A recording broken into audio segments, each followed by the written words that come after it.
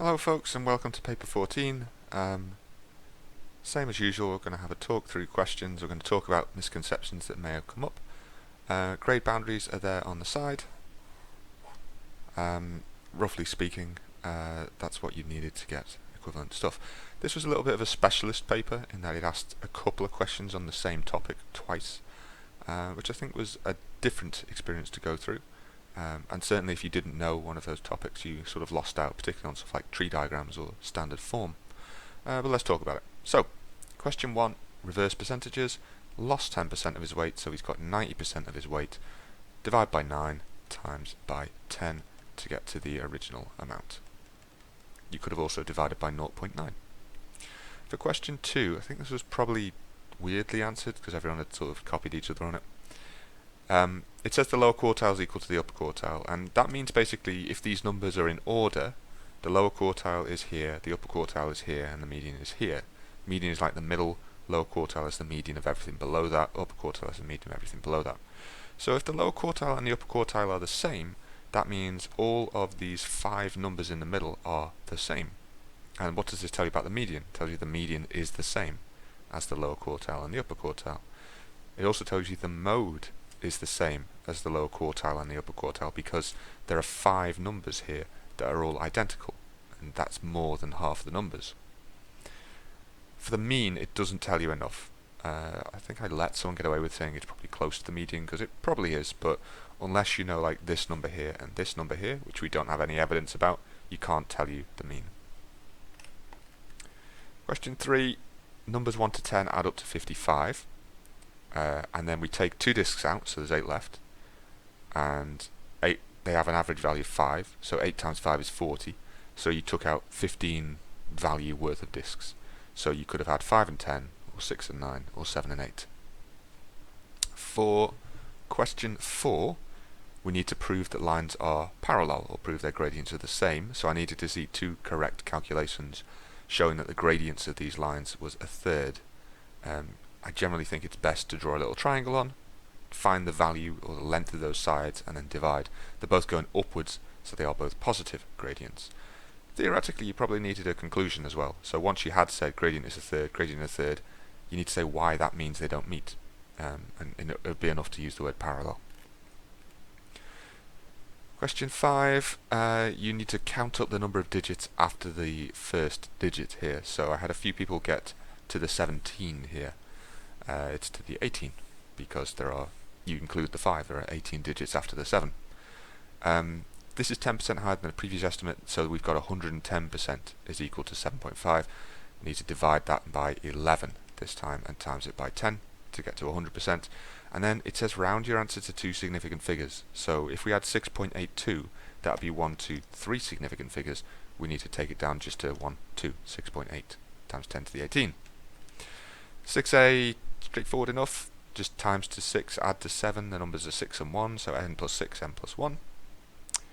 And then b, the hence is kind of fiddly, but it wants you to sub in 10, essentially here, because this is 100 plus 70 plus 6, if you sub in n is 10.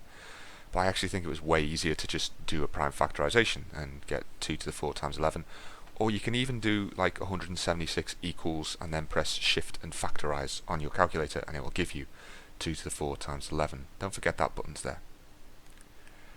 7 was a bounds question, and it was not a lot of marks for the amount of effort you needed to put into it. So it says we've got a ratio of 1 to 700, where 700 is given to the nearest 100.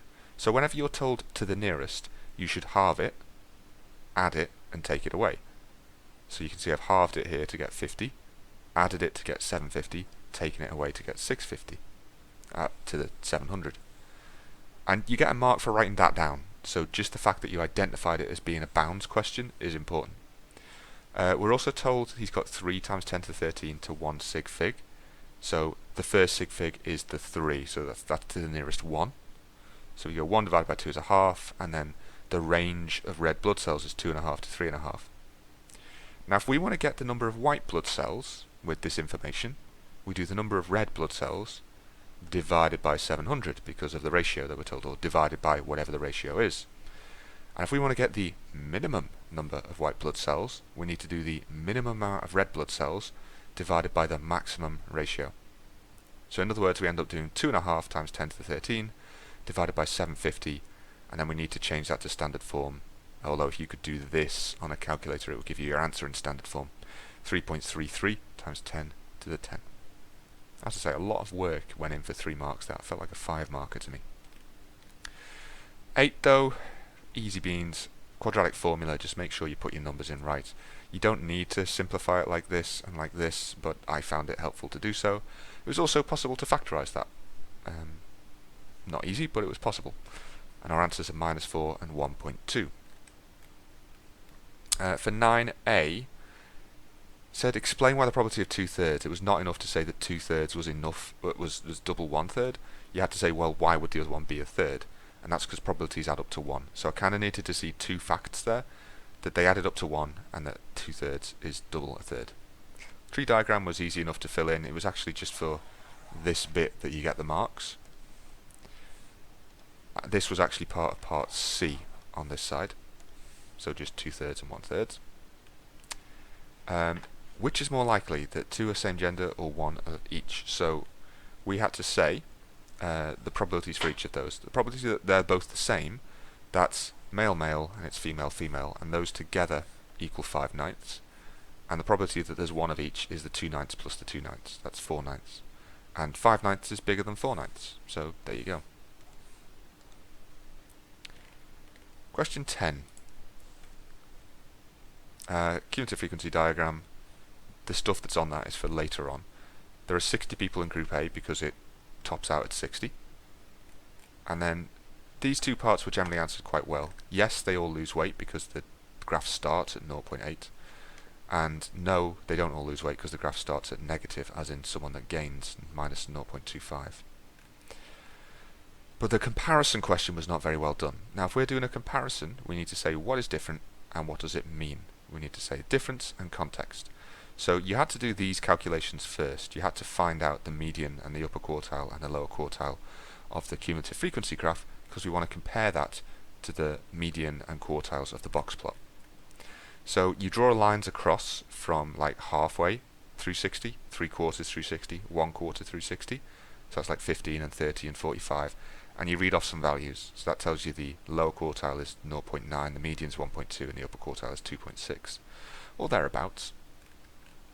And now we've got our information. So I calculate 2 things. I do the median for each of them. So we can see there clearly the median for B is bigger. But we need to put it in context. So we say the average person in B loses more weight. And then the same for the interquartile range. Interquartile range is 1.7, 1.6. There's a wider spread of weight loss results in A, although it's quite close. You could also say everyone in A loses weight and everyone in B doesn't. You could have talked about the range, but I think that's more or less it. Now, for you to get 5 marks here, we either needed to say both of these statements with the calculations involved, or we could have done both of these, one of these statements maybe with 2 other statements that were relevant, talking about the range and the fact no one is more or less is losing weight everyone is losing weight in A, but not everyone in B. But these are like the gold standard ones. You always want to talk about an average and a spread. A couple of tree diagram questions. Show the probability of choosing a black counter is 0.6. You could have done this by finding the square root of 0.36, or just showing that if I multiply those 2 things together, because tree diagram would be that branch times that branch, you get 0.36. And similarly, the probability of getting 2 white counters, well, the opposite of getting 0.6 will be getting 0.4. So if you don't get a black counter, you get a white counter. We do that by doing 1 take away 0.6. And so 2 white counters, 0.4 times 0.4 is 0.16. This is the tree diagram that you're basically working with, and there is nothing wrong with drawing this slightly earlier in the question. At least 1 white counter means either 1 or 2. And there were 2 ways you could do this. You could either work out your tree diagram, you could add up the 3 branches where you get at least 1 white counter, or you could have done 1 take away your answer to part A, because that would be like the opposite of what you want. 0.64 either way. Show clearly is an interesting phrasing. So obviously it's not enough to do like this, or it's not even enough to say that's 2 cubed is 8, because it's not clear what a power of a half actually means, you have to demonstrate that you know half means square root, 3 on the top means cube it, and show those 2 steps. Now B, what they were intending you to do, I think, was to sub in that 8 is 4 to the 3 over 2. So they were intending for you to do 4y equals 4 to the 3 over 2 to 6, and then use 3 over 2 times 6 to get 9 to say that's equal to 4 to the 9, so y is 9. That's what they wanted you to do. But there were 2 other ways that I maybe would have gone to first. The first is to put everything in powers of 2, because I generally feel better if they're all in the same power. To replace 4 with 2 squared and 8 with 2 cubed to get 2y is 18, so y is 9. Or the other way I probably would have gone to is a little bit of trial and error. This is a calculator paper, so you can just work out 8 to the power of 6, write that number down, and then just try different powers of 4 until you get that answer as well. Fortunately, it's a whole number. That won't work quite so well if it was a weird decimal, although you could probably work your way there. Either way, 9 would be enough for the marks there. This question does say you have to show your working, so it had to be very clear why you did what you did. It says that Ella takes a coin at random and gives it to Jaden. Jaden takes a coin at random and gives it to Ella.